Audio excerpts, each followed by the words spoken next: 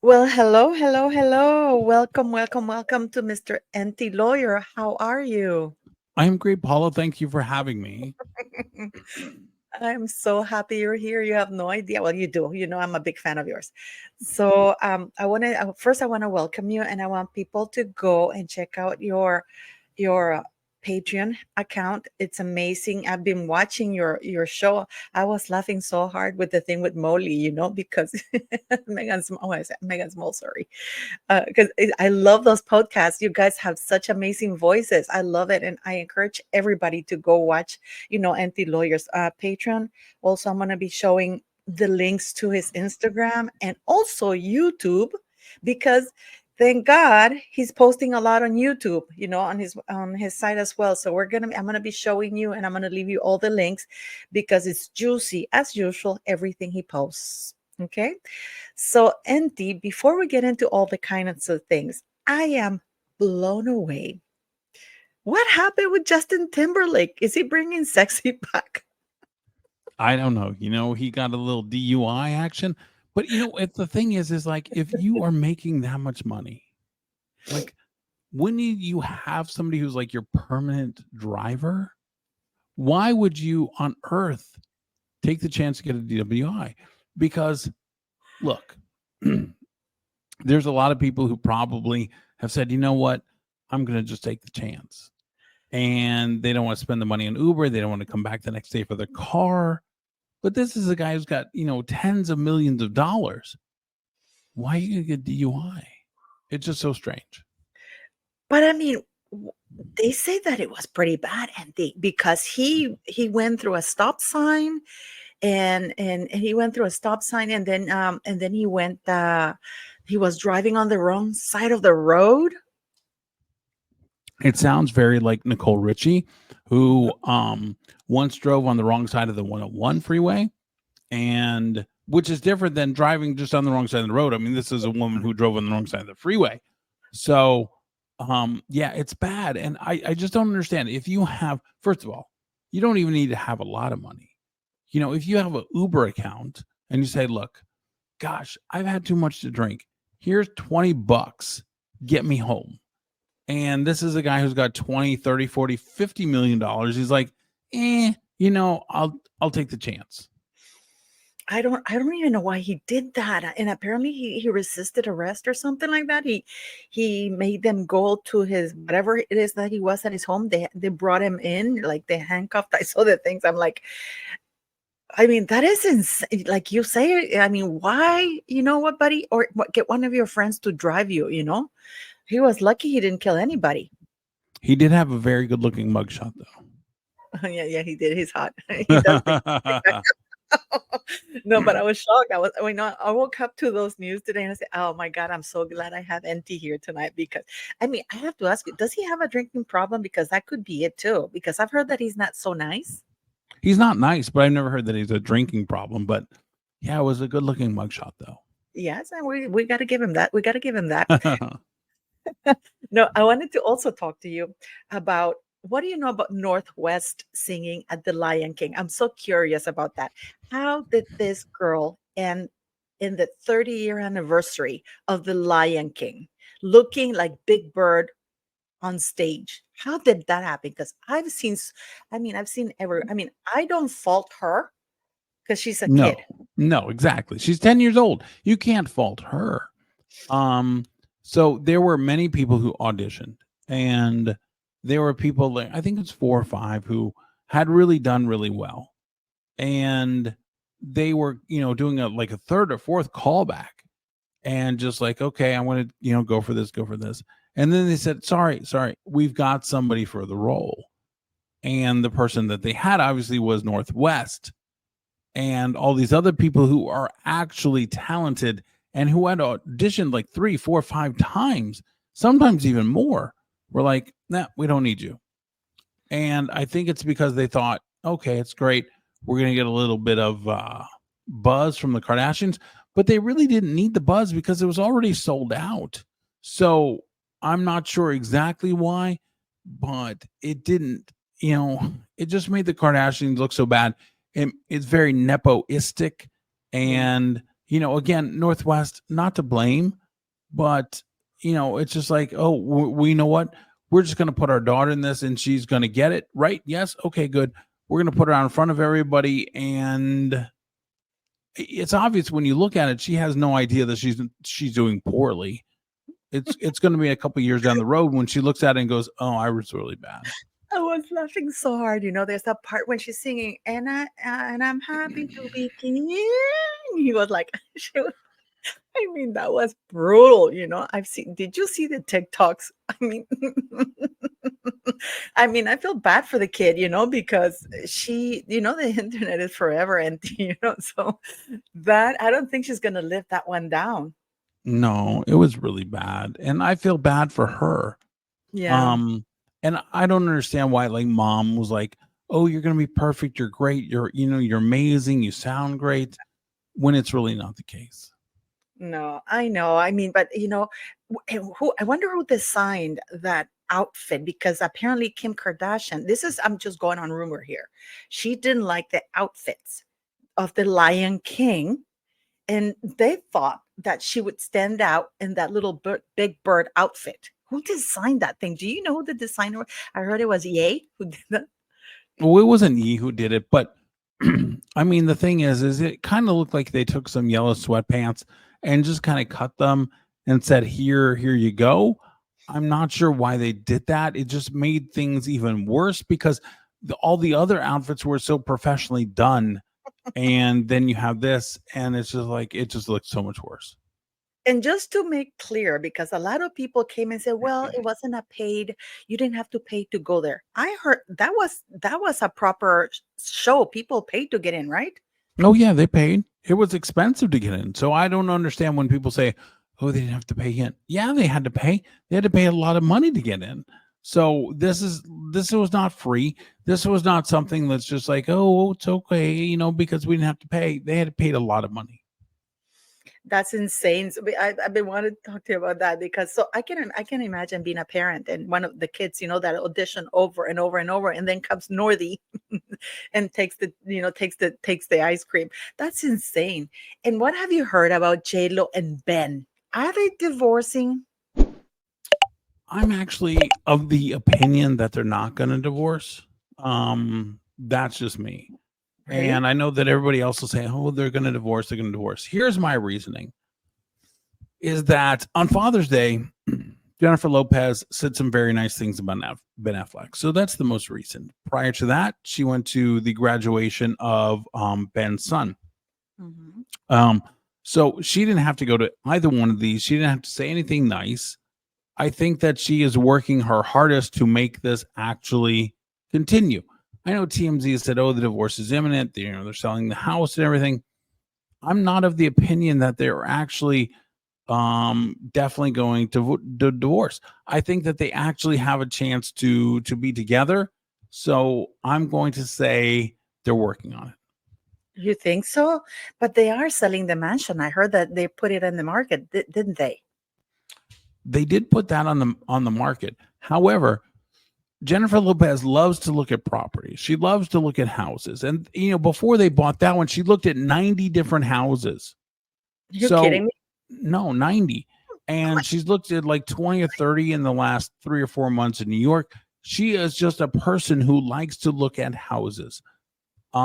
Is it normally, a sign that somebody is going to get divorced if they sell a property? Yes, 100%, 1,000%.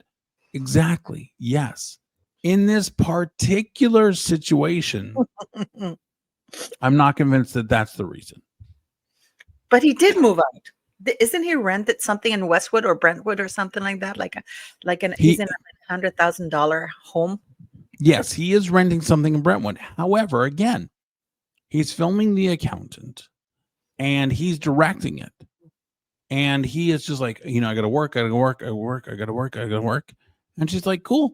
You're 5 minutes away. It's all good. Just stay over there, do what you got to do, meet with who you got to meet with.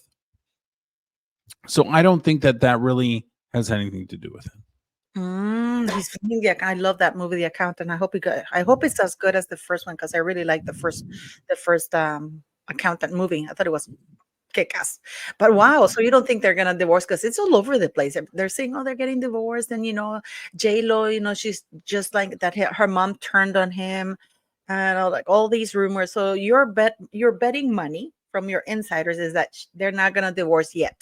They're gonna try to stick it out for a little bit at least, not right I now. think, yeah, I think they're going to stick it out.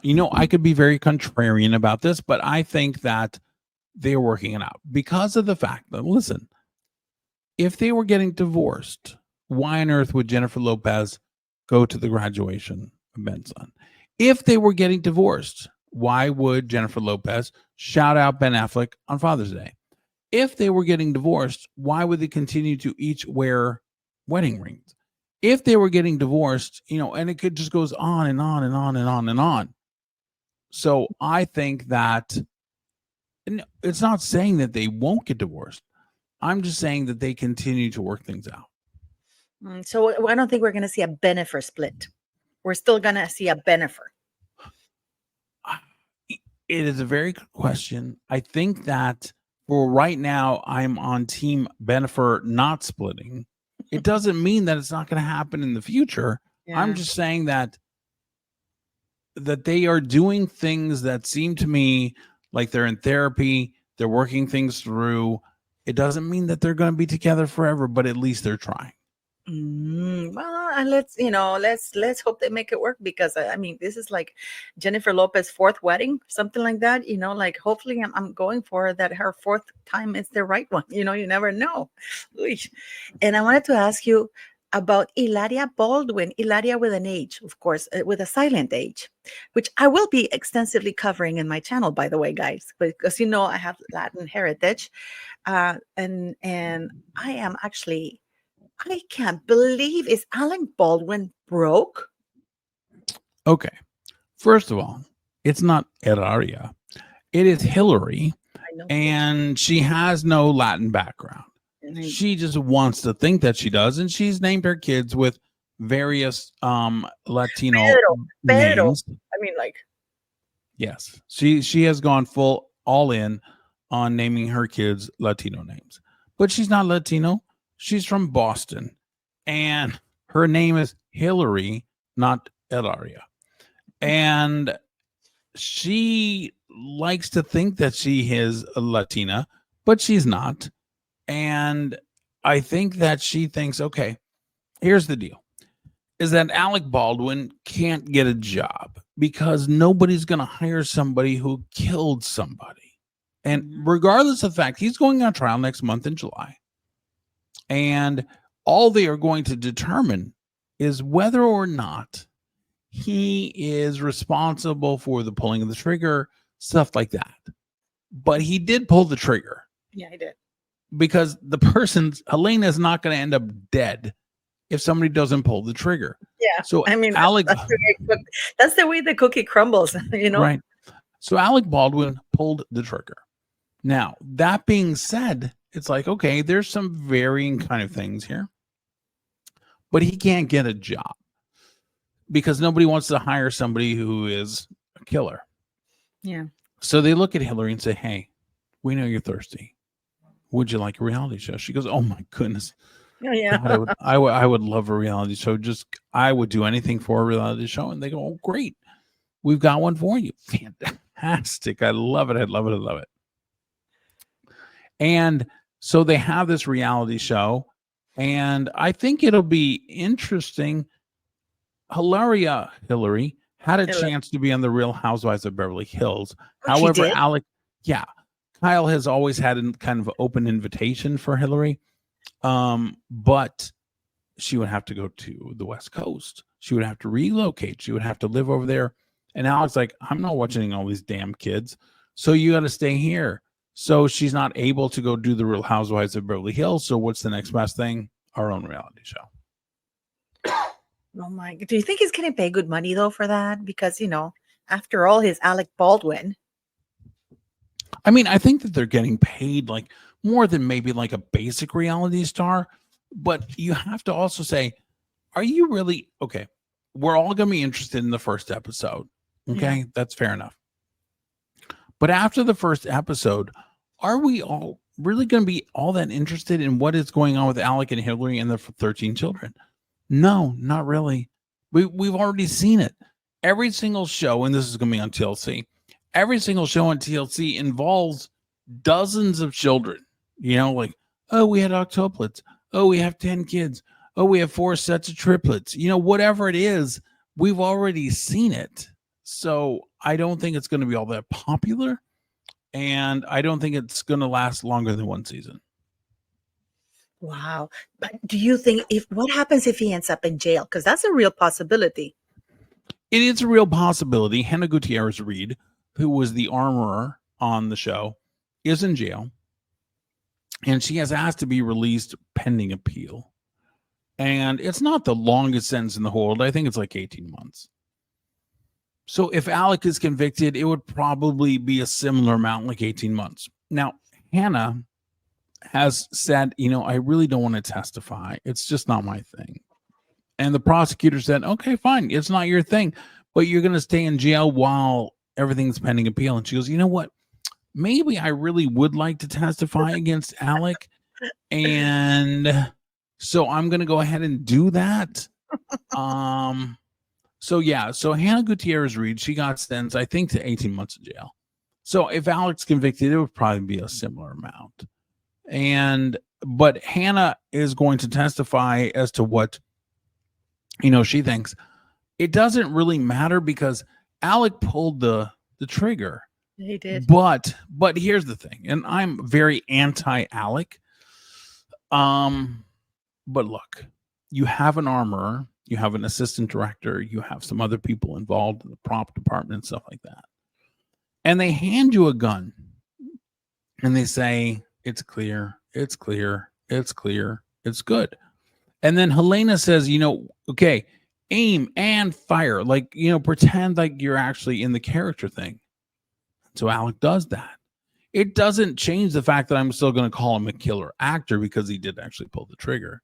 Yeah. But at the same time, you know, I think it's important when you're trashing somebody on a regular basis to say, hey, what kind of responsibilities did he actually have? He doesn't know what a blank looks like compared to something else. You know, if you put you, Paula, in that scene and they said, here's your gun, and you open it up and you go, I don't know what's a bullet. I don't know what's a blank. You know, they look the same to me. So yeah. I don't think he's actually going to be found guilty. Really? Yeah, I don't think so, because there's so many people that handled the gun prior to him. Mm-hmm. It doesn't mean that I like him. I want to make that very clear. I do not like Alec Baldwin. I gotta tell you though, I do like him. I do like the characters he plays. I loved him in 30 Rock, and I love the characters that he plays. He's a brilliant actor. I mean, nobody's gonna take that away from him. I love the characters he plays. I don't like him as a human being. You know, I don't like the way he trashed that veteran because he was, you know, that big scandal, right? Yeah, exactly. That he donated and then he wanted to take it back because he was Republican or something like that. I mean, yeah, I you know, Alec Baldwin, the person, not a fan. However, looking at it legally, God, I would have a tough time if I'm a jury saying, we've gone through 3 levels here, and now you've told Alec Baldwin that it is completely safe. And then the director, who is the boss of the movie, says, hey, just pull the trigger. I want to see what it looks like. So he pulls the trigger. She dies. Will he always be the killer actor in my blind items? Yes. Is he somebody that deserves to maybe go to jail? I'm not so sure. It doesn't mean that I like him. I'm just like, you know, if somebody handed you a gun, Paul, and said, Paula, this gun is perfectly safe. There's nothing live in it. There's no ammunition in it. Please, you know, pretend you're filming a scene. You go, okay. And Helena goes, could you just pull the trigger? Because I just want to see how that looks in the camera. And you pull the trigger and somebody dies. Are you responsible for that? No. That's my thing. That's my thing. It's like, I don't like him, but, you know, one of the things that I pride myself on, whether it's Meghan Markle or Alec Baldwin or somebody else I hate, is that you still have to look at it from the perspective of how would it be if I was in that situation? How would it be if you were in that situation? It does not mean that I won't call him the killer actor. It just means that I'm not sure that he's liable. You know what it is, though? I think that he didn't do himself any favors when he went on rounds doing those interviews, and he denied he pulled the trigger. He should have kept his mouth shut, because by him lying like that, it made it worse. That's just in the fact that then he's showing pictures of him and what's it called, that Thanksgiving partying or whatever. And he just killed somebody's mother, a little boy's mother. And then he goes all that crying. I'm pretty sure he felt bad. He's a good actor though, but he's like, no, I didn't pull the trigger, when everybody knows he did. That, I think he didn't endear himself to the public. He showed like, really, you know what? No remorse, nothing. And I think this is why a lot of people, one, me included, I don't feel for the guy. It's like, dude, lay low, lay low. And then we have this crazy Hillary going around talking in Spanish. Ven aquí, ven aquí. It's like with like 7 children following around. Those children are going to grow up with such, these children are culturally confused. What about their Irish heritage? Hillary's family came in Boston Tea Party on that boat that came. I think they're so American, I'm just blown away by everything that they're even considering this. Is he that hard up for money? Because I'm sure he has some money stashed away. He's worked all his life. I'm sure he had some money stashed away. 30 Rock paid him very well. But honestly, tell me something else that paid him very well. And you're not going to really find a lot of things that paid him well. It's just, that's the nature of the beast. So yes, he has some money, but I think it comes down to the fact that nobody is hiring him. So if nobody's hiring you, then you say, oh, is there any way I could do a reality show? How many kids you got? I got 13. Okay, perfect. Let's go ahead and throw these kids in a reality show. We'll throw Hillary out there. Perhaps she will, let us hear her fake accent. Oh my God, I would be like, I'm down for this. Yeah. Because it is completely fake. And, I can't get over the fact that she named her kids all Spanish names. And then if you think about Hilaria Baldwin, and she's like, oh, how you say cucumber, and everybody's like, it's Pepito. And and why are you saying it like that? Oh, because I did not grow up with English as my first language. Yeah, you did. And honestly, you don't even speak very good Spanish at all. So let's just go back to, whatever. Well, it's incredible that this woman managed to get away with this grift for so many years. I don't understand why nobody called her out, because she was out in the public domain, and nobody called her out. It took a few years for people to call her out. Well, nobody called her out because she wasn't famous, Paula. She wasn't famous until she married Alec Baldwin. And I'm pretty convinced at this point that Alec Baldwin was convinced that she was Spanish. Really? And that, 100%. I think that she spoke to him in Spanish and said things like, oh, whatever, mi amor, and whatever. And, donde es cerveza? And then said, and then Alec was, oh my God, she's so amazing, and she's Spanish, and she speaks to me in all these kind of languages.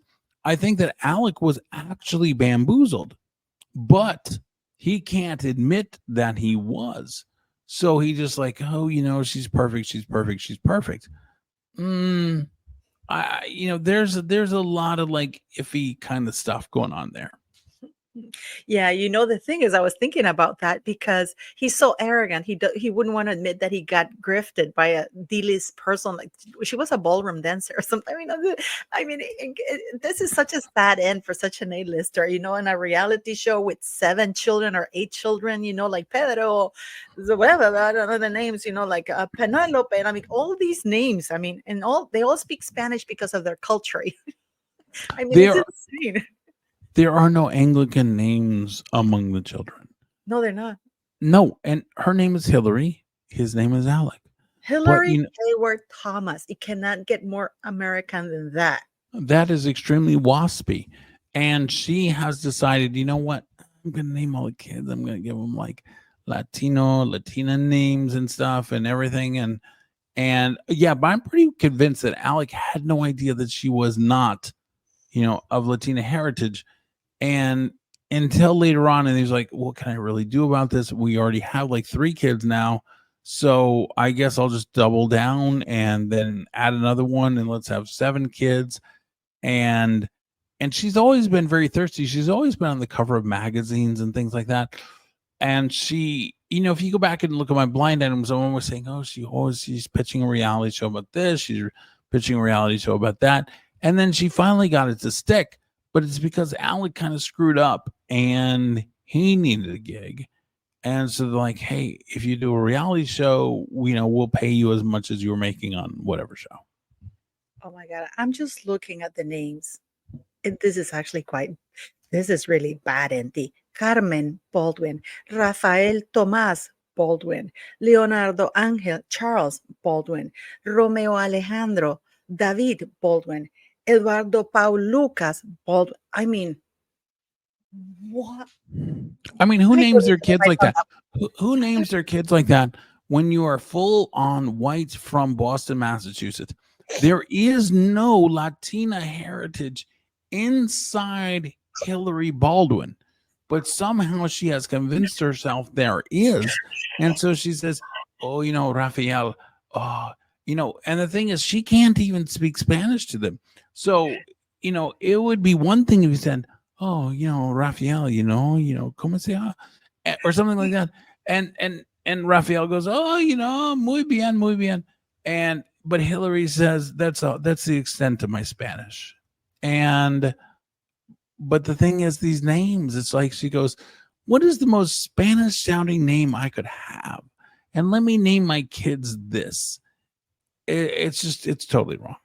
She has 8 kids. She has a kid called Ilaria Catalina, but without an H, it's 8 kids. I was under the impression that it was 7. Carmen Gabriela, Maria Lucia, Victoria. And don't forget about Ireland, who's Alec's kid, who he called like Piggy. So is it Paula M? Paula M? Alapiyama? What?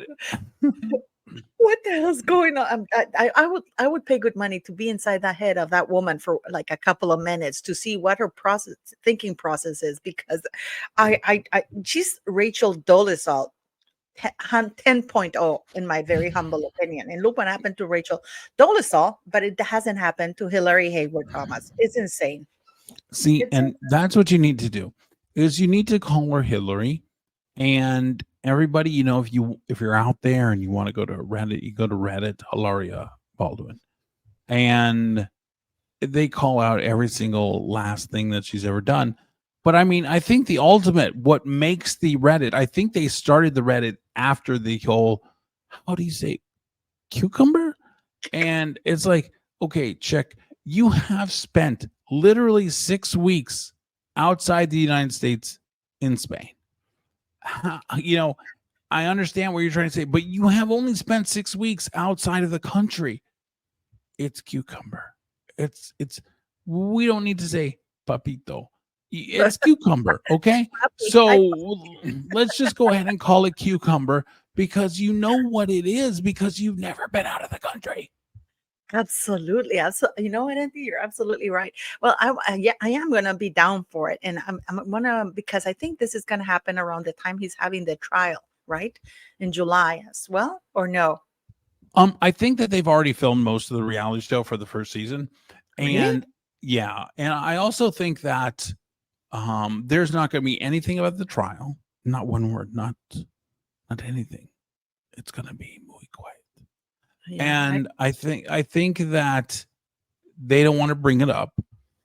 And honestly, like I said, as much as I would love to see Alec go to jail for a year and a half, I'm just not sure how. Look, here's the thing. Think of you, Paula. Okay, you're hired for a movie. Okay, you're in a Western. You've got the lovely belt on. You've got the the silver guns and all this kind of stuff. Cowboy hat, a classy cowboy hat, because you're classy, Paula.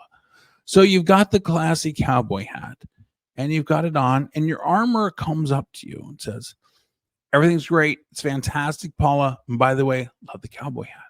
The assistant director comes up to you and goes, Paula, you're all good. By the way, love the cowboy hat. And you start the scene, and the director goes, okay, let me see. Paula, can you pull out the gun? And you pull it out and go, God, Paula, you pull out a gun better than anybody has ever pulled out a gun ever. Can you pull the trigger? And you go, sure, I'll pull the trigger. And you pull the trigger, and the next thing you know, the director is dead. My God, that's what a waste. What a waste of young life, right? Right. But are that's a terrible thing. I got to responsible? tell you, that's a How are terrible you thing. responsible in No, that no, I agree with situation? you. I agree with you. I agree with you. But what, I Yeah, guess you in know, I situations just like this, you want to blame somebody, really, because it's such a waste, really. and the thing about Hannah is this, and she's going to testify, but Hannah, like again, I'm very anti Alec Baldwin, but Hannah is a coke addict. Yeah. Hannah has other charges pending because of how awful she is. Hannah is like 21 or 22 years old. That's it. Hannah, yeah, she's super young. She's Oh, a nepo baby. She's a nepo baby because her dad had this thing. Hannah was shooting on the on outside of the what would I say off the set with all of these bullets and cartridges and things like that, and was just mixing and matching and stuff. So Hannah's sentence is fine. It's 18 months. That's nothing. You know, it's just like, okay. You know, you're basically, you don't even, in New Mexico, maybe you don't even get out of county because it's 18 months. It's nothing. And she's going to testify against Alec. But again, I don't know what she's going to say. Would I like to see Alec in jail for 18 months? Absolutely. But the lawyer inside of me goes, how can you put him in jail? Like, it just doesn't make any sense at all. Do you want to put him in jail just because you hate him? Sure, let's go put him in jail for 5 years. yeah. But you know, the things of the case, it just doesn't really seem like it. I wanted to ask you something because we're going to talk a little bit about the royal family. I was so happy. What is the thing in the U.S.? You know that Gwyneth Paltrow on Princess Catherine, that she posted something on Instagram, and Gwyneth Paltrow said, "I'm happy you're okay," blah blah blah, and little heart, and it's made the news all over the world, right? So what is the vibe about Princess Catherine and this what do you call it, the trooping the color, that how she looked? Are people happy to see her? Are there still conspiracy theories about her? I mean, I think she looked good. I think she looked great. I think, look, you know, the Daily Mail said, oh, you know, we don't know if she's going to come. And Catherine wrote a letter and saying, I'm not sure if I'm going to come. But it's because she's undergoing chemotherapy. And she's like, you know, I'm not sure. I don't know if I can make it. I don't know what I'm going to feel like that day. And she showed up and she looked great. My guess, and this is strictly my guess, I have no information whatsoever, not even the tiniest little bit. I think that she had a double mastectomy. And I think that, you know, she's going through that. And at some point, you know, maybe she'll talk about it. Maybe she won't. I was very glad to see her. And as she said, you know, chemotherapy, sometimes it's okay. And sometimes it's really bad. Sometimes it's a struggle. And I think that they've been very good about not saying anything to Meghan and Harry. It's Yes. basically just been her assistant, her husband. I don't even think they're really telling their kids very much. And then King Charles and whatever. And that's about it, because they want to keep it quiet. And I think that, you know, Catherine is doing as well as she possibly can. I think this probably came out of nowhere. She probably woke up one day and go, what is wrong with my chest or my body? Let me go see a doctor. And she goes to see the doctor, and the doctor goes, this is bad. And let's be honest, it has to be bad, because she has not shown up in the public since December, and we are now in the middle of June. So she shows up. I think it's something bad. I think that hopefully she can recover from it. And My big gripe about this whole thing is that on this day where she finally shows up after 7 months, sorry, and what does Meghan do? Oh Let yeah, I was me gonna ask about that. let me let me have my sister-in-law have this spotlight. She's been gone 7 months. We know she has cancer. I mean, she looked okay, but let's be honest, looks like she lost even more weight than she Yeah, of probably course it's could lose. chemotherapy. It's chemotherapy, so of course she's Yeah. gonna wait. Yeah. Um, you know, and so Megan goes, "Oh, you know what? I really hate her. Let me go ahead and try and steal the spotlight from her. So let me send some jelly to Nacho. And then, you know what, Nacho? It's not just jelly. Guess what? Now, me personally, I said, I think she's going to go full in on bird seed. And I was wrong. She decided she was going to go full in on dog biscuits. And this is the same thing that happened a few weeks ago, is that there was other news involving the royal family. And they said, okay, Meghan, if you want to steal the spotlight, the only way you're going to be able to steal the spotlight is if you decide, let's bring the kids front and center. Let's have them photographed by a tabloid rather than your friends.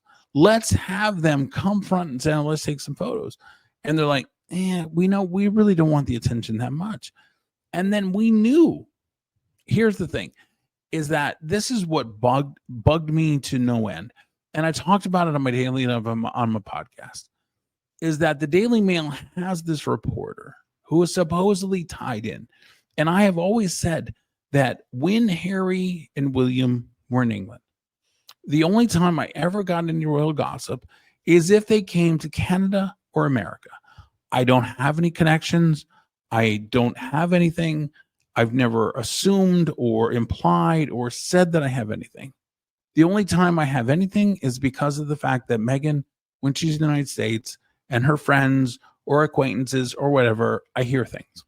They blab. They blab. It's like a leaky ship, you know? Yeah, I know. And so, it's just like this whole thing over there. And it's just like, there's just no way you're ever going to hear anything or know anything. And nobody knows anything. And so when people say, oh, there's this Daily Mail columnist who said, I don't think that Kate is going to be on the balcony. I don't think Kate is going to do this. Kate is da, da, da, da, da. And I'm like, okay, you guys are supposed to be the experts. You're over there. You're talking to people. And they were 100% wrong. Yeah. And it's just like, that's the thing that really got me. It's like, okay, so now I can't trust anything that you guys say, because literally you said she's not going to be there. And then the very next day, she's like, there. I'm going to be on the balcony. And there's no response. I'm just like, okay, you guys totally screwed that up. Yeah. And I wanted to ask you something, because I think that because everybody assumed that she wasn't going to be there, Meghan hadn't really planned anything in regards to releasing anything.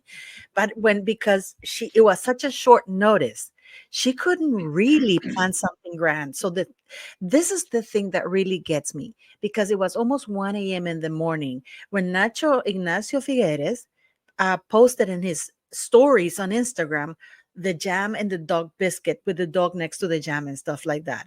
I mean, that's a 1 a.m. thing. I mean, how can a married man get up at 1 a.m. in the morning to post in his stories those two things? And then he posted that with like a little poem or something. Oh, people's resilience. And a lot of people have wondered whether he gave access to Meghan Markle to that, because the little poem, that was so word salady. People who come through resilience, it's just dog biscuits and this like jelly gooey looking ugly looking jam, like vomit looking jam, poorly packaged and stuff like that, and it didn't have anything. I mean, and she put 2 of 2, like, why is she numbering things? It makes no. So I think that Catherine, by announcing at the very last minute she was going to be there, didn't give her enough time to properly do something. I was expecting, like, because there was a lot of speculation that, oh my God, she's gonna finally activate the website. I was expecting her to do that, or a pap walk or something like that, because I knew she wasn't going to stay quiet once it was announced that Princess Catherine was going to, be coming over. But why? How? Why is Nacho and not Delfina? I mean, is there something going on there? Because this is really weird that a married man would do that. Yeah, I mean, I think it's weird, but at the same time, I'm like, he's just doing it for his wife or whatever. Maybe he had the camera. Um, I do think that it's very odd that they had to go straight to Nacho, right? They couldn't go to any of the 50 of 50. They had to go to Nacho, right? And because Nacho's going to do whatever Harry says, hey, Nacho, could you post the photo of the where we're at raspberry now, right? So two Yeah. of two of the raspberry. Could you post that? And then, by the way, in the background, Nacho, could you have like a basket of dog biscuits? Because we think that's really going to be a thing. And when I spoke to Megan's mom, it's like there are things that Megan could do that I think would catch on, and I think that would make her money. And dog biscuits was not one of those. I think that I'm not sure why she decided, you know what? Let's do dog biscuits and let's go. It makes no sense to me whatsoever. I don't understand. That's not where I would go. Now, of course, I've been joking for a long time that I said birdseed, but there are so many things that she could pick where I think that she could make an actual, okay, that's not a bad idea. But dog biscuits is not one of those because the dog biscuit market is extremely competitive for the most part. Yeah. And she is going to get the same ingredients from the dog biscuits as everybody else is going to get from the dog biscuits. When we talk about like somebody like Kendall Jenner and her tequila, she does not have any kind of exclusivity over the ingredients of that tequila. That company makes 35 or 40 different private label tequilas using the same ingredients. Yeah. The only difference is that Kendall Jenner is more popular than the other 39 that they give the same ingredients to. Yeah, she So has more access to market and more market reach because of who she is, obviously. exactly. So, and I would argue that Kendall Jenner is in a much better position to sell things than Meghan Markle. So Meghan Markle is just like, you know what I want to do? I want to sell dog biscuits. Do you have a dog? No, I don't have a dog. Do you like dogs? No, I really don't like dogs. But let's go ahead and sell some dog biscuits. It's not that selling things for pets is a horrible idea. It's just that doesn't really fit into anything that you have ever tried to be as your brand. If you go back to the TIG, I'd have to think a couple of times, but I don't think she's ever sold any pet food on the TIG. She So, sold poop spray. oh, okay, thank you. So, I mean, so you've got that, and that's about it. And I just like that's what you want. And the other thing is the 2 of 2. And I talked about this, I think probably a couple weeks ago on Royal Mess with you. And is that the 50 of 50 for strawberries? And honest to goodness, this is, if you go to her neck of the woods in California, either Montecito or a little bit south to Lake Oxnard, Ventura, honestly, the vast majority of strawberries in the United States come from Ventura County and some from Santa Barbara County. I mean, the vast majority. If you go to your supermarket and you see Driscoll's, it's from Ventura or it's from Santa Barbara County. That is the vast majority of strawberries from America. So it doesn't surprise me that, oh, let's pick strawberry. Good idea. You're in Montecito. Let's do it. 50 of 50. Raspberries, nobody grows them there, which is why there's probably that's really weird, isn't it? 2 of 2. If I was going to pick, a second ingredient from Ventura County or Santa Barbara County, raspberries is not going to be at the top of the list. I thought strawberries was a very, very good choice. But Yeah. the fact is also is that the strawberry manufacturer's like, well, we're not giving her any. We're not giving her any. We're not giving her any. So where is she getting them? And to then say, okay, Nacho, can you post the raspberry 2 of 2? Okay. So you only had enough to make 2 jars of raspberry jam, not 50. You had enough to make 2. And then you said, okay, that's not really enough. So Harry, let's throw out some dog biscuits out there. What do you think? He goes, sure, why not? But it's really terrible. Do you know by any chance? I mean, this woman, when she fled the UK, remember with the Freedom Flight, she kept, I remember the big talk she had. Oh, I only want to work with A-listers, directors, that she was going to be making millions and millions and millions. Look at you and I, we're doing this little podcast here. I don't have any producers or anything, but we're doing more than she is, quite frankly. But I mean, this woman went from hundreds of millions of dollars to hawking dog biscuits and really weird looking jam.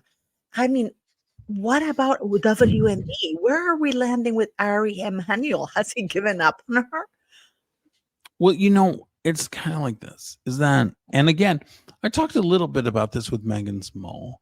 Is that the 100 million from Netflix?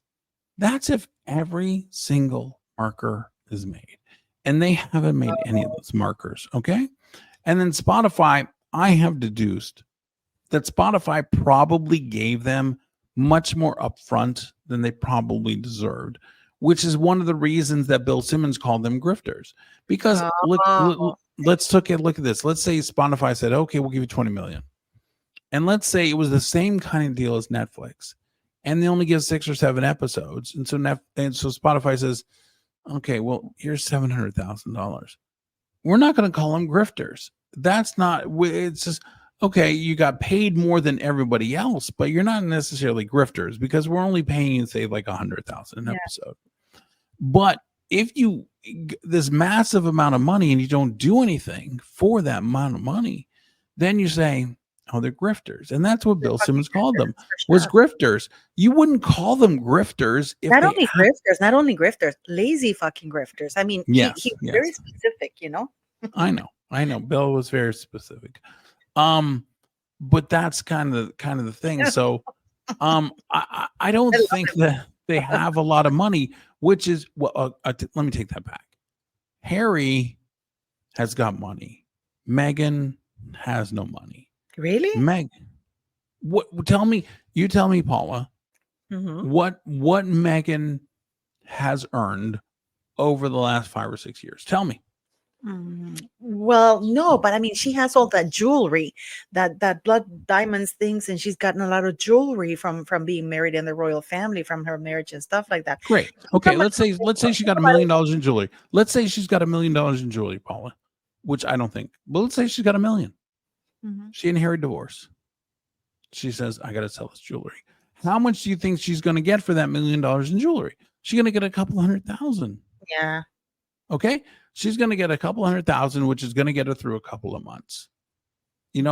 If she and Harry divorce, her big deal is going to be like, I'm assuming maintenance. That's it. Well, I'm assuming that there's a prenup, so she's not going to get any spousal. No. Shocker. Harry was asked to sign up. He was urged to have Meghan Markle sign a prenup, and he refused. He was livid because their love is forever. He felt that was insulting. He refused. This was all over the news. He didn't want her to sign a prenup. He's a stupid idiot. I swear to God. He's a dimwitted. I mean, I don't know what he was thinking, but or what he was thinking with, but Okay. I would say that I think he still signed a prenup, but let's say he didn't. Okay. Let's just say, Paula, you're right. He didn't sign a prenup. And you and I have talked about this probably 4 or 5 times. Yes. Inheritance, separate property. Okay, fine. So what have they earned together? Right? Spotify, Better Up, whatever, Netflix, whatever kind of money they got from Netflix, the speaking engagements, things like that. Let's divide that by 2. Okay. Meghan has $0. Yeah. Zero, zero, zero, zero, zero, zero. Harry has zero also, except for the fact that he's got inheritance. So Meghan needs to do something to move that line. The only thing that she is going to get if they get divorced right now is child support. That's it. And Harry will say in court, look, Your Honor, I made 500,000 last year from Better Up. I made $500,000 from speaking fees. And Meghan made $500,000 from blah, blah, blah, blah, blah. Yeah. So honestly, I only owe her maybe like $3,000 or $4,000 a month child support. And the judge go, yeah, there you go. And Meghan will say, fine. So I've got $3,000 or $4,000 a month child support. I'm going to say prenup, but let's say there wasn't a prenup. Fine. What is she going to get in this non-prenup thing when all of the money that he got from his mom is not attachable? All you're going to have is basically the same thing that she already has because they split everything 50-50. So she's going to get, okay, Meghan, here's $10,000 a month. She is going to be earning something in the neighborhood of like $400,000 a year, which is a great living, except for the fact that she's going to be living in Montecito in a house that he's not going to be paying for anymore. And do that, but isn't he supposed to? What is it? I mean, no, you're a lawyer, but isn't he supposed to keep her to the style she has become accustomed? 100%, 100%. So he would have But to support the house. he is keeping her accustomed by him with his inheritance, not by money that he is earning. Oh, okay. Now that's clear. Okay, so yes, you are 100% correct. That yes, he has to keep her in the same kind of thing. So if he was like, I'm earning $25 million a year from my good looks and movies and TV and stuff like that, and she doesn't have any money, and yes, she needs to stay in there. I would encourage everybody to think about like a Kevin Costner and his ex Christine Baumgartner, right? Yes, and she got Jack. She got Jack. House? No. Kids? Yeah, it was a little child support, sure, because the kids are 14, 15, whatever they are. And alimony? No, because we had a prenup. Oh, so what is she doing? Well, she's going to have to marry my best friend to make sure that she has enough. And Christine went into this thinking, oh, I'm going to make a bunch of money. I'm going to make a bunch of money. And she didn't make anything. So that's terrible. Yeah, it's the same kind of thing with.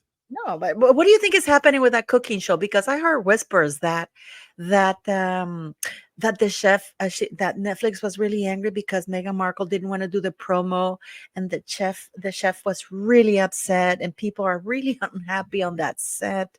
I mean, and Harry's not filming for Polo anymore. I mean, what is going on? Do you think that they're gonna have it the same thing? I mean, do you think they're going the same way Spotify was going? Because I don't see that moving forward. Do you? What I've heard is that the first go round with the show, with the cooking show, didn't look so good. It was way better than Brooklyn Beckham. Well, he's an idiot. He. I mean, he's an idiot. I mean, the way he is. He's not. Yeah, I mean, I don't know why he even calls himself chef, but the problem is that it's not any different than anything else. So let's talk about this, Paula. Let's say like on Netflix, there are say 25 cooking shows, and then on Food Network there's another 25 cooking shows. What separates Meghan Markle from any of those other cooking shows? There's nothing. It's not a personality thing. It's not, I really want to watch. Are you telling me that Rachel Zane doesn't have personality? Here's the thing is that there's a lot of others. There's so many other shows that people could watch. And so she's going to have to really bring something to it. And then Netflix is going to have to say, how can we promote this where people are going to actually want to tune in and say, Meghan, how did you make the beef Wellington? And, and she's going to say, well, here's how I do it. And then you're going to say to yourself, has Meghan really ever made beef Wellington? You go, no, she really never has. It's the same as like a ghostwriter. So it's not that she can't come up with something that's, probable and stuff. It's just that the fact that nobody really buys it. And then if you go to the Polo show, as I've said a million times, you could make this Polo show actually be a number one hit on Netflix. Number Really? one. Yeah. You could make, oh my God.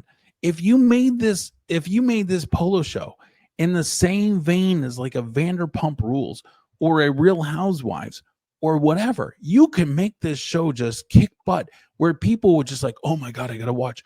Oh my God, I gotta watch. Did you see this wife of this polo player? It could be fantastic. But that's not what they're doing. They're like, oh, well, Harry's playing with elite people. And look, he won an award. And watch me shove this woman off the side of the dais so that way she doesn't get in my way. And Oh, it's so cringy. I mean, God. so that's what it's turned into. Like if I was in charge of Meghan and Harry and their whole entertainment world, I go, you guys, you came up with a great damn idea with this polo thing. Here's what we are going to do. Meghan, you're not in it. Harry, you're not in it. No, no, you guys are executive producer, which they already are. And you guys are not in it. We are going to find the most salacious polo players Back up who, the truck. Back up the truck. Sorry to interrupt. Megan is executive producer in that show.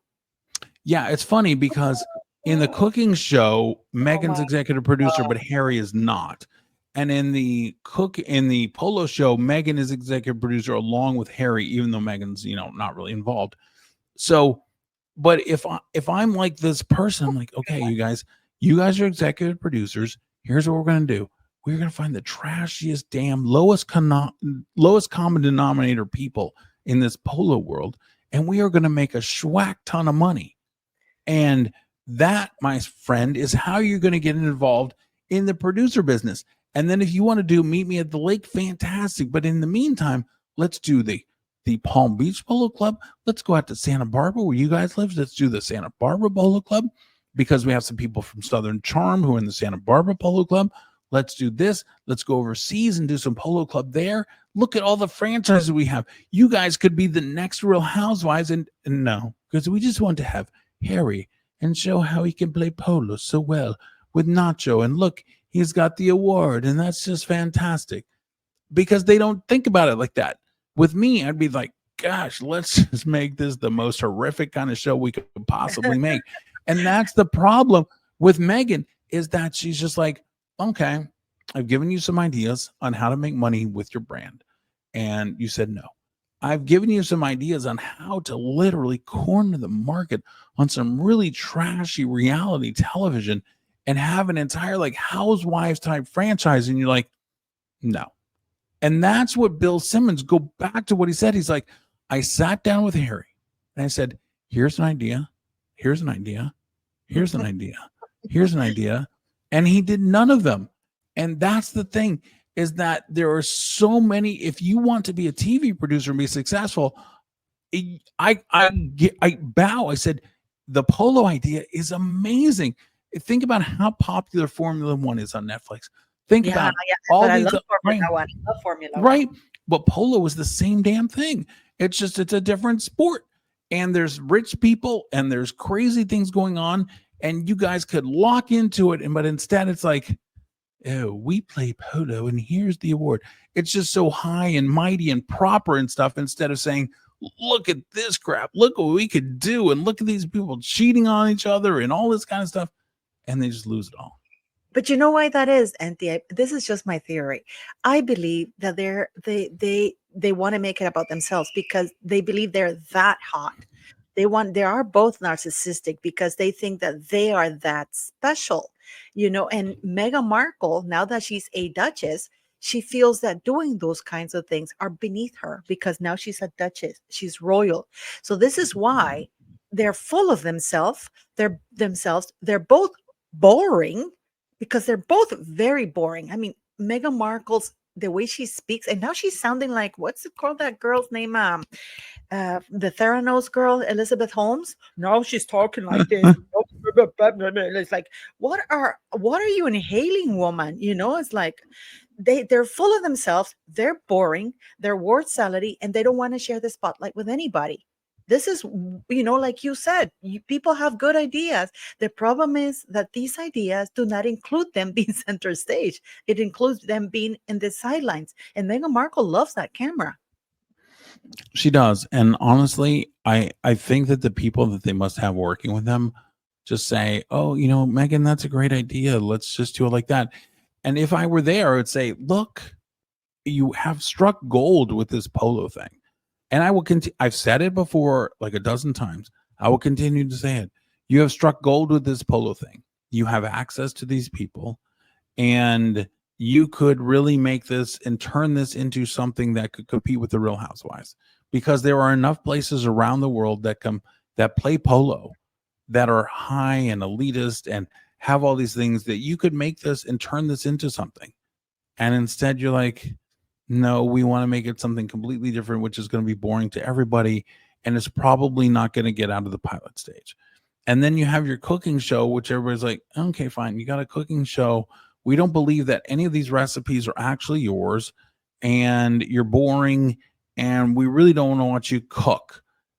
We like to watch people cook who have some kind of energy or something, like Gordon Ramsay, who's an a-hole, but yeah, we kind of like to look at him. We like to look at Rachel Ray because we imagine her and her husband swinging together. And then we'd like to think about like Giada, because we know Giada has slept with John Mayer and, Yeah. And everybody else that we can think of. And then we got you, and you're just boring, and we don't really care about you. Yeah, she wants to be pretentious. That's I like that real. I'm not gonna lie to you. Megan Small has me hooked on Real House of Beverly Hills, right? The problem is that where I am, I only got up to season 8 or something like that, and then Molly's talking to me about the other seasons, right? And I'm very frustrated because I don't get those seasons. That nothing beats watching these women. What was it? The one with the big lips was married to this. That they got into that fight that she broke a glass in one of those strips, and she was going to cut them up because they were implying her husband was gay with the Hilton sisters. I wanted to watch that.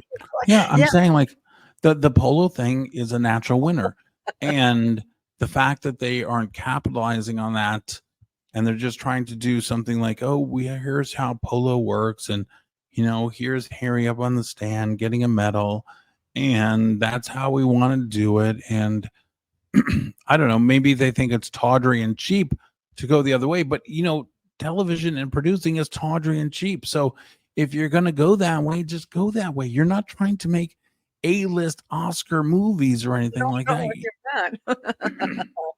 And I wanted to ask you, what's happening with the visa thing with Harry? That's very interesting. Megan and I talked about it. Megan Small and I talked about it for a second, and then I had a podcast subscriber / reader look into it, and I'm going to go with this whole A1 visa, where you basically just get to be, here, not a diplomatic visa. This is a head of state visa, and when you have the head of state visa, then you don't have to pay any taxes. You don't, even if you're here for a year, like the whole entire year, it doesn't count as a year. So you don't have to pay any taxes. So Harry doesn't have to pay any taxes on any money he earns, even though it's all in the United States. And before everybody goes, oh, that doesn't seem fair. Okay. Again, I always like to be, talk about both sides. Let's say, Paula, let's take some example from you. Let's say somebody from Norway, right? Let's say the ambassador from Norway. Well, I have worked as a diplomat, so I do know a little. I know. Bit. Okay, so let's say the ambassador from Norway. He lives in Washington D.C. And he stays there, and he makes whatever Norway pays their ambassadors. Let's say $500,000 just for giggles. That's about right. Yeah. Okay, and so he makes $500,000. He makes it all living in the United States. Yeah. So normally, if it is a foreign citizen living in the United States and they earn $500,000, they owe taxes to the United States government. But in this particular case, because of the diplomatic visa, the Norwegian ambassador pays $0. And that's fair because he's actually just doing work for Norway. And he Yeah. just happens to live in the United States because that's where they have put him. If they had put him in Mexico, which doesn't have that same restriction, then so that's fair. Okay. So now Harry is in the United States on a similar type visa, and he makes, $1 million from Better Up and whatever, all these kind of things. And he's on this visa. And so the IRS says, we can't tax him or whatever. And he has the inheritance and stuff, let's say, interest from that. But my big thing is that Meghan is arguing this. She is arguing that part of this A1 visa is that, okay, so let's go back to our example for the ambassador to Norway. And let's say the ambassador to Norway is a man and he's married to a woman, and the woman comes to the United States. And she comes to the United States because her husband says, this is the job. And she goes, okay. And I have no choice because I want to be with my husband. I want to be with my kids. So we're here. Meghan is arguing that she was in the UK, very happy being in the UK. And that because Harry needed to come to the United States, that she is part of that and didn't have a choice, that he wanted her here, with him. And so because of that, she doesn't need to pay any taxes. So if you go back to the Norwegian ambassador's wife, and let's say she gets a job, as a teaching assistant or something, she doesn't have to pay taxes on that because the only reason that she's in the United States is because her husband has been assigned here and she had no choice. She was a derivative and she had to be here because she had no choice. And so Meghan is arguing that, hey, Harry came, I had no choice. I'm his wife. I had to be here with him. So any money that I earn in the United States shouldn't be taxable. She's insane. She can't do that because she's a national of the country.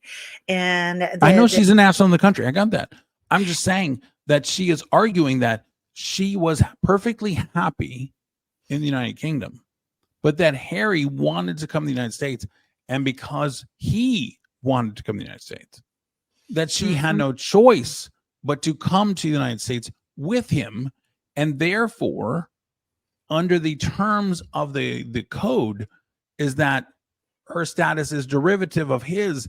So therefore, she doesn't need to pay any taxes. But this goes to show you how much of a moron she is, because one of the things people can understand, for example, my son has 4 citizenships because when he was we've talked about this. This is nuts.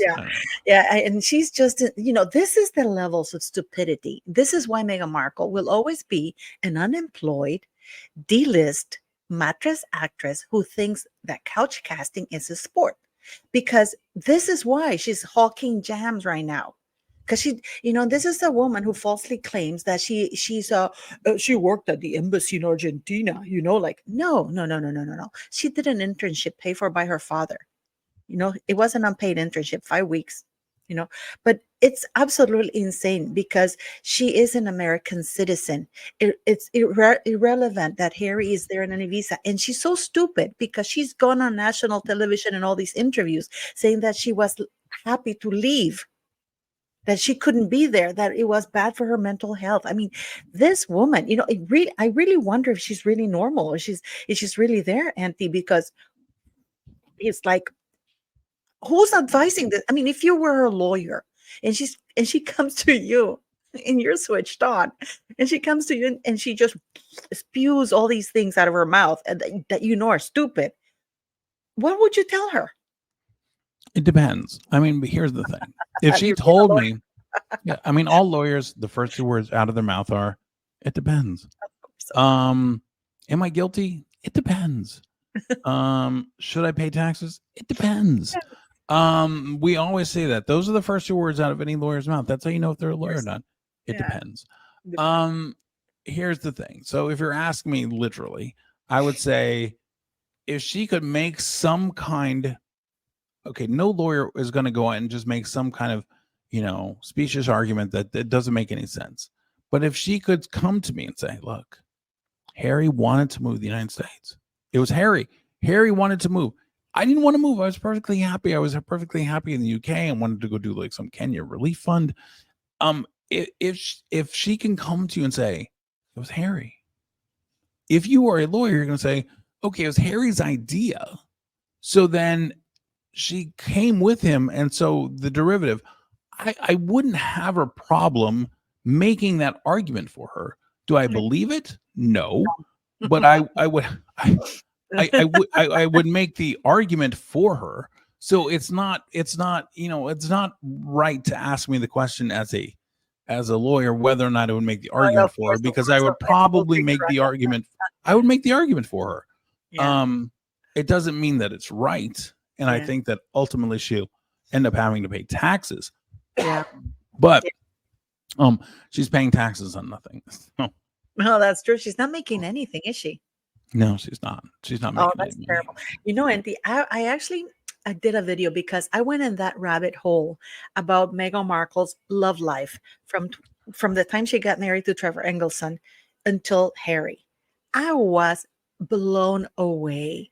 This woman was with Corey Vitiello, with what's it called? I found the tweets from the hockey players. You know, there's the Peter Holland. You know, when he posted, let me see, the tweet is there.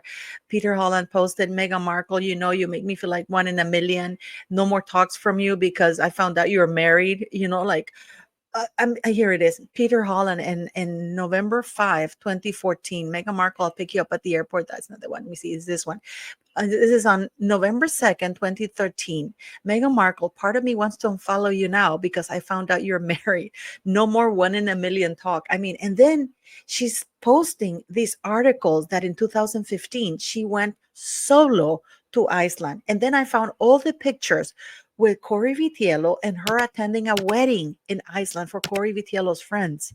But yet, everybody, I mean, and then I found things, you know, like I found so many tweets, so many things that she posted herself. This woman surely got around. And then I saw your and you know, your blind items. My God, you were being kind to that woman. I'm like, how did she have time to get around so much? And according to her Instagram account, she spent most of her time in London, in New York. When did this woman actually work in Suits? I mean, but serious. she didn't have like a main role or anything, Paula. I mean, and you know, she's always been upwardly mobile and always looking for the next best Or thing. horizontally, if you ask me. And we always, you know, one of the things is that you need to know that her judgment is poor when she when she goes and talks to the reporter / PR person and says, what do you know about Ashley Cole? Right. And she really tried to get with Ashley Cole. And if you're trying to get with Ashley Cole, your judgment is horrific because he's going to cheat on you. He's already with somebody else. But she wanted somebody who she considered to be famous, who she considered to be rich, who was in the Premier League, who was a star soccer player in the Premier League, and said, this is where I need to be. And this is what I want.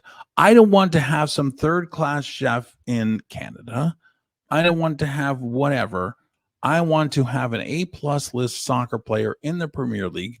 And, you know, that will get me the fame that I need. I am, but I you know, I gotta tell you, because I used only her Instagram things and the Twitter from everything that she had out there, right? She posted an Instagram thing with her getting peonies on July 1st, 2016, when she had the first date with Harry. But then in the comments, she said, I'm swooned by these peonies, right? July 1st, 2016, which is Princess Diana's birthday. And then there's a comment from one of our fans. I'm pretty sure it's her. Says, "Oh, are these from our prince?" So I ask you, Enty, how would her fans know on July 1st, 2016, that she's dating a prince when nobody in the world knew? I just think that she that was her putting it out there because she wanted to bring attention, you know, to the whole thing. I mean, this woman, Yeah. 100%. I agree. I mean, she was, you know, and look, she's not alone. And that's the other thing, is that celebrities and stuff, they manipulate their social media. They make it look like, hey, this just happened or whatever. They play like 20 different roles on their social media with 18 different Instagram accounts. And the person that Meghan Markle is this kind of person that does it. it's not somebody who's an A+ lister who plays these kind of games, although it does happen sometimes. But for the most part, it's just somebody who's like, yeah, I want to have a little conversation. I want to, put my name out there. I want to make it seem like it's a big deal. And I think that's what it is. But this woman, I did a video. I mean, it was an hour, and I'm still going through it, stuff that I'm finding out. And I don't understand if Harry knew, because on July 22nd, she already knew she was going to meet Harry in Botswana. And she's having Doria come to Toronto, and Corey Vitiello, she's still living with Corey Vitiello because she posted an Instagram thing. Oh, eat Flock. I don't know if you know this, but Corey Vitiello owns a very nice chain that's called Flock, and they specialize in rotisserie chicken and really yummy salads, right? I've eaten there. And she's eat Flock because he cooked it for Doria and Meghan Markle when she had already slept with Harry. And then she went to Botswana with Harry. And when she came back in August, she knew she had nabbed that idiot. And of course, she dumped Corey. But how did this woman was able to get around, go to Istanbul for the Soho opening houses?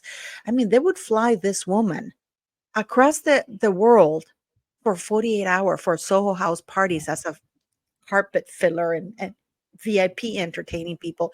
And how could she get away with all of these? These men, were they stupid? I mean, I don't even understand. They're not. Corey's not a dumb guy. And he believed her with everything that was going on. I don't know. You were very kind on the blind items, because that thing with Harvey. Yeah, I mean, there's a lot of things that are still like being dug up about Meghan, right? And here's the thing: is like with the Istanbul and stuff like that, is like her connection with Marcus is obviously something that played into that, and and then there's the whole and Megan's Mull and I discussed it about where the actual real first meeting was between Harry and Meghan, and probably not where they said it was.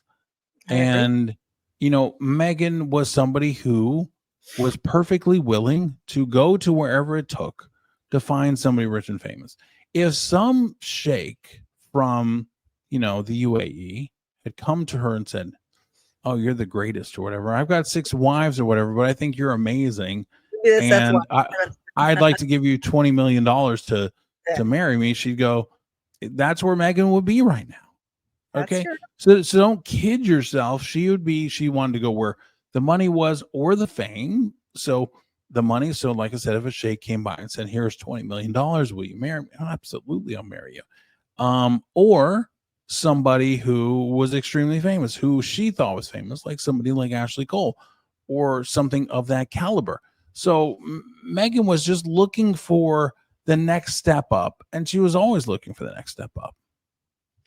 And I know we're about an hour. I just want to ask you something, because I'm going to show you one thing here, and I want to hear your opinion on this, because this is all from her Instagram. Okay, this is all from her Instagram, so we know it's there. Okay, this is Meghan Markle in Canada. You see that couch? Yes. That's Meghan Markle. That's in the I actually know the street that they rented. It's a very small house, actually, that they rented for her. And it's not like a very good street or anything. You see that couch, right? So yes. We established that is Meghan Markle's couch in Canada, right? This is a woman. I remember Harry said something about, oh, Meghan Markle said, is that your couch at the cottage in London? And she whipped out her credit card and bought a couch, right? So I want to ask you something here, because she didn't take anything from Canada to England. We know that because she said she stored everything. She put everything in storage in Canada, right? Allegedly, this is Lily for her first birthday at Frogmore Cottage. Yes. This is in 2022. This is supposed to be Archie. This is the same couch. So they're trying to make us believe that Meghan Markle brought the couch for 5 days to the UK so she could celebrate her birthday in the UK, and they brought that couch. Okay. Here's kind of like my thing about all this kind of stuff is that what? Go ahead. I'm not trashing the kids. We're not trashing the kids or anything like that. No, I know. No, I understand that. I'm not going after the kids. I'm not talking about the kids. My thing about it is that I believe that Meghan Markle abandoned all of her furniture and everything that she did not specifically need. I do not think, in my heart of hearts, that that couch from that is the same couch that we saw You know? before. I think it is a couch that perhaps she goes, oh, I have this couch and whatever, and I'd like to get that couch again. It is a very common couch. This is my thing. I think Meghan Markle said, yes, I've got all this stuff in storage. And Harry goes, don't really need that. Is there anything in there you need? She goes, no, actually there's not. And he goes, let's just leave it. And she goes, okay, whatever you say, Harry. I don't see Meghan saying, I'd really like to have my ratty 8-year-old couch. Can we bring that over to Frogmore? Okay. Think about what you're saying. You're saying to yourself, okay, Meghan wants everything. She wants the finest of the finest, but somehow she is willing to say, I really like my 8-year-old nasty, couch to come over here because it's going to be much better than whatever we could get. My guess is that somebody won the storage thing in an auction, or perhaps she's still paying for it. Yeah. That all of Meghan's stuff is still in some kind of storage. Well, the thing with that is I think that she never brought it over to Frogmore. I think I don't think they recorded that in Frogmore, to tell you the truth, because of the plays, because of everything. We've actually looked at that, and that is just a snap because this is a little video that they played, right? But when you look at the couch, because you see Archie, it is literally the same one. But I don't know, you might be right. Maybe she just liked that couch so much that she did this. It's an IKEA couch, by the way, but it's something that this is just a community that we've been thinking about it, because there's a lot of things that are not right there, and there's so many false things that they've put out. You know what I mean? It's just too many holes to that story. For me, with the kids, I only want to know who was the doctor that delivered them, and yeah, who was the doctor that delivered them? Where because they need to put that out, because the children, whether we like it or not, are in the line of succession, and they have constitutional privileges. It's actually quite a serious thing. And according to the law, they have to provide those records. And the only children whose records are not there are Harry and Meghan Markle's children. You know that in California, you saw that Lily's, this birth certificate that they put out, where they post Harry's name is His Royal Highness the Duke of Sussex. And I know that in California you need to show, or you can only put the names as on your birth certificate, right? If you're the father and the Yes. mother. And his name at birth was not that, was Henry Charles Albert David. It wasn't the Duke of Sussex. That's the title. And I know that in California, they don't allow to put titles. You have to put your name as if you're the parent. This is why Meghan Markle comes as Rachel Meghan Markle and not the Duchess of Sussex. Am I correct with that? Yeah, I mean, you're perfectly correct with that. And honestly, and I've said this before, Colin Powell and Norman Schwarzkopf got, the designation of Sir from the British government after the first Desert Storm. And that's great. So in England, it was Sir Norman Schwarzkopf, Sir Colin Powell. And in America, it's Colin Powell and Norman Schwarzkopf. Yeah. And so there are no titles in the United States. We do not recognize titles. However, somebody like Harry, he will be referred to by his title, because he, is a foreign-born citizen who happens to be in the United States, live in the United States, anything like that. It is the same as if Trudeau comes to visit the United States, they don't say, "Hey, Justin, how are you?" They go, "Hey, Mr. Prime Minister, how are you?" Right? It's a title. No, I agree. But in a legal document as a birth certificate, yes, exactly. So they're not going to recognize it. So, whatever, like Lilibet or whatever is going to be Lilibet. She's not going to be Princess Lilibet. No, but why did they put Harry's? That's not Harry's name. Why would they allow that to happen in a legal document? Okay. Think about this, Paula. How many times? Okay. Mhm. Okay. I don't want to play devil's advocate here or anything because No, I do. and all I want this. you to play Okay, devil's but advocate. let's say you go to a hospital. Let's say you're at Montecito, you're at Santa Barbara County Hospital. How many offspring of royals have been born in the Santa Barbara hospital? 0. Okay, so they come in and they go, okay, what's your name again? Harry. And he says, but really my title is, Prince Harry, Windsor of Mountbatten, whatever the hell it is. And they go, God, I don't know what to put in this damn form. Okay, it's because they've never had that. It's just, okay, I am perfectly willing to go on any kind of like over the hill expedition kind of thing, but you're talking about a nurse in the middle of the night or the middle of the day who's like, I have no idea. What do you want me to write down here? I will write it down. Okay. That's all it is. It's just some kind of bureaucrat who's like, I don't know what you want me to write.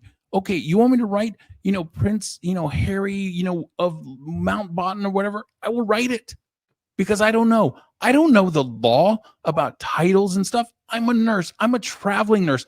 I live in Ohio. I'm just here for the next 3 months. I'm living in a dorm and you want me to do this. Okay, that's my least when people say, "Oh, well, how come they, put the title?" Because the person who did it is just somebody who has no idea what they're supposed to put. They're not some kind of legal expert. They are somebody who was there when the person was born and they said, this is what we need to put down. Great. Do you want to put down, Robert Van Winkle, or whatever? Just put it down. I don't care. I'm just here. I'm getting paid $100 an hour. Put whatever you want down. And so that's like my biggest thing is like, oh, well, how come they put the title? Because it's a nurse who has no idea. Okay. And if you say, oh, it's a hospital administrator, fantastic. It's a hospital administrator who's like, I have 35 people who were born. I'm not going to call some kind of U.S. consul and say, what is the proper word? Do I need to worry about the title or anything like that? They don't know. They don't care. They're just trying to get through their day so they can go home and be with their family. That could be. That sounds like a very good explanation. That's my thing about all of that. It's just like whenever anybody says, oh, well, how come? Yes, you're right. You are 100% correct. However, you also need to realize that it's somebody who doesn't give a damn and just wants to fill out the form and go on with their life. That's true. That is true.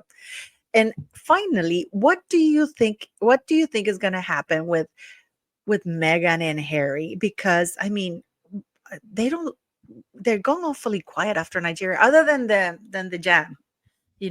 What is your prediction for the next couple of months for these two idiots? I've always said if Meghan can get her own money, her own fortune, something in the $10 to $20 million range, then she and Harry will split. But until that happens, she will tie her anchor to Harry because she has $0. She has 0 cents. She doesn't have any money. And so if she splits with him, the only money she's going to get is child support. And she will lose her biggest kind of entree into anything famous. She'll just be Meghan Markle. Oh, didn't she used to be married to Harry? The one who's married to Cressida now. So that's my thing. So if she can make some money individually, which is why she's the executive producer, all these things, then yes, I think that at some point they will get divorced. But until said time is where she actually has her own money, she's not leaving. She's not going anywhere. My God, and I don't see her making $10 million in the next few months, to tell you the truth, Enty. I don't see her making $10 million in the next few years. But I'm just saying that's what it's going to take for her to, be able to feel comfortable in not being married to Harry. Well, that's kind of painful. I mean, that's gonna be, yeah. I don't know, and I don't think he'll divorce her because he's that stupid. I think. Do you think he still loves her? That's a good question. It depends. I think that Yes, he still loves her. Do I think that he is as wrapped around her finger as he used to be? No. Really? Yeah. Oh, well, well, really? Well, I thought that he was completely smitten and stuff like that, but, and I thought he was writing a second book because I heard the whispers about the second book and Meghan Markle also writing a book. I mean, that is going to, also one possibility that you haven't considered. If Meghan Markle divorces Harry, I'm sure that this woman is going to go on every talk show. Everybody's going to book her and she's going to have receipts, videos, and everything about Harry. Fantastic. How's that profitable? I don't know. Wouldn't they pay her? No, talk shows don't generally pay. Oh, really? Well, I don't know how it No, works. and like news organizations and things like that, they don't pay. So let's say you had this, salacious story about Prince Harry getting naked, and you had videos of Prince Harry getting Wait, naked and having sex with a horse. And you and so ABC News says, God, Paula, we would love to have you come on, but we don't pay for stories. So the oh, only thing that they would do is they would pay you for photos of yourself or photos of your kid and oh, say, because we need to license the photos, we will pay you for this. But they don't pay for stories. The only people that pays for stories are like TMZ and Radar, and nobody else pays for it. And Meghan Markle thinks she's above that, and so she's not going to go to TMZ or Radar. So, there's no money in it for her. Can she write a book? Yeah, there's some money in that. Can she, do some other form of media? Yeah, she can do some money for that. But if she's in Us Weekly, People, any of that kind of stuff, she's not making any money. oh, that's not good for her. I mean, and she's 43, she's going on 44. Oh, it doesn't look good. Oh my goodness. Well, it's gonna be really interesting to see what happens to her, But anyways, thank you for coming here.